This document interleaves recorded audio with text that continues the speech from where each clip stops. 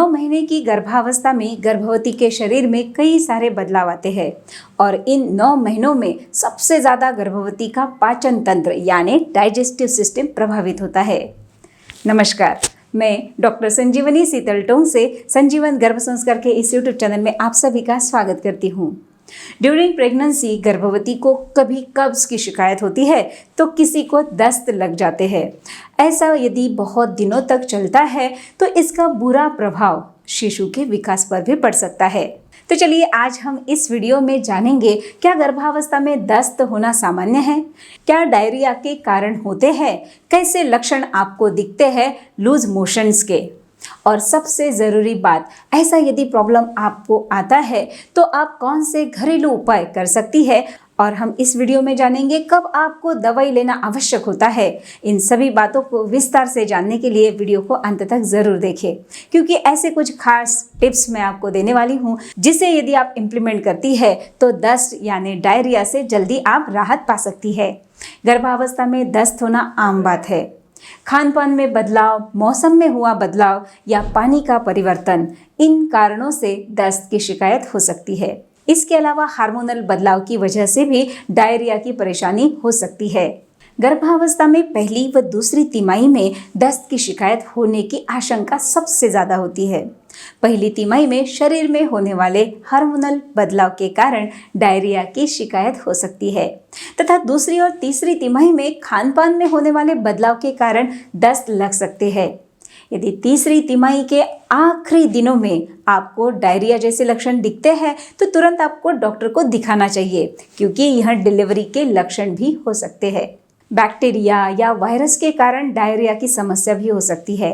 पाचन संबंधी समस्या, फूड पॉइजनिंग, दूषित खान पान, हाइपोथायराइडिज्म या शरीर में आयरन की अधिक मात्रा, इन कारणों से भी दस्त की शिकायत हो सकती है। अब जानते हैं वह कौन से लक्षण होते हैं अतिसार यानी दस्त के। वैसे तो गर्भावस्था में पेट दर्द के और कई सारे कारण होते हैं, लेकिन दस्त लगने पर भी पेट में ऐंठन होना, दर्द उठना देखा जाता है। बार बार आपको बाथरूम जाने की इच्छा होती है।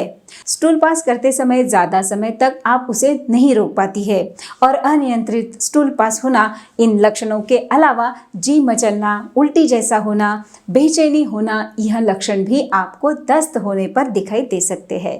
चलिए अब जानते हैं वह महत्वपूर्ण पार्ट, लूज मोशन की तकलीफ यदि आपको होती है तो क्या घरेलू उपाय आप कर सकती है और कौन सी सावधानियां आपको रखनी है तथा डॉक्टर को कब दिखाना है।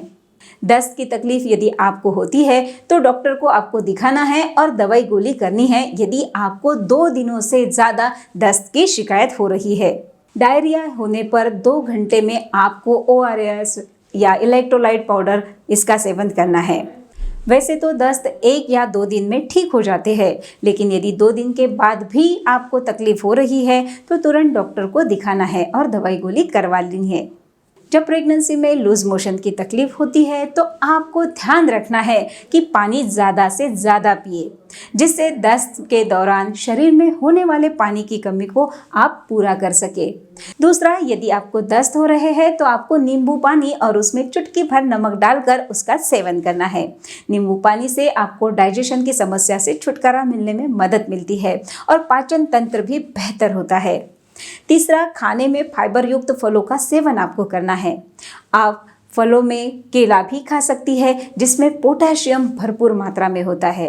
आप दही का भी सेवन कर सकती है। खान पान पर विशेष ध्यान आपको देना है। पचने में हल्का खाना आपको खाना है। पानी उबाल कर पीना है। मसालेदार खाद्य पदार्थों का सेवन आपको नहीं करना है। डायरिया यदि हुआ है तो 4-5 दिन आपको आयरन की टैबलेट नहीं लेनी है तो ज़्यादा बेहतर। दस्त ठीक होने पर आप फिर से आयरन टैबलेट शुरू कर सकती है। इन बातों का विशेष ध्यान रखकर आपको यदि दस्त की समस्या हो रही है तो घबराइए नहीं, इन घरेलू उपायों को आप कर सकती है और दस्त से छुटकारा पा सकती है। और साथ में यदि तकलीफ बढ़ गई है तो आपको डॉक्टर को दिखाकर प्रॉपर ट्रीटमेंट भी करवानी है। इसके अलावा आप संजीवन गर्भ संस्कार के ऑनलाइन वर्कशॉप को जुड़कर आपके शिशु को सुंदर, सुदृढ़, तेजस्वी और सद्गुणों से परिपूर्ण ऐसा बना सकती है। जी हाँ, यह पॉसिबल है और वह भी घर बैठे। आप घर बैठे कर सकती है संजीवन गर्भ संस्कार का ऑनलाइन वर्कशॉप, जिसके लिए आपको सिर्फ 1 घंटा देना है आपकी दिनचर्या में। यह करने से आपका पूरा दिन शेड्यूल हो जाएगा। क्या करना है, कैसे करना है, ये पूरा सीखेंगे आप और आपके शिशु को बनाएंगी आपके इच्छानुसार सुंदर, सुदृढ़, तेजस्वी और सद्गुणों से परिपूर्ण। तो हंसते रहिए, मुस्कुराते रहिए, एंजॉय करें प्रेगनेंसी का हर क्षण संजीवन गर्भ संस्कार के साथ। धन्यवाद।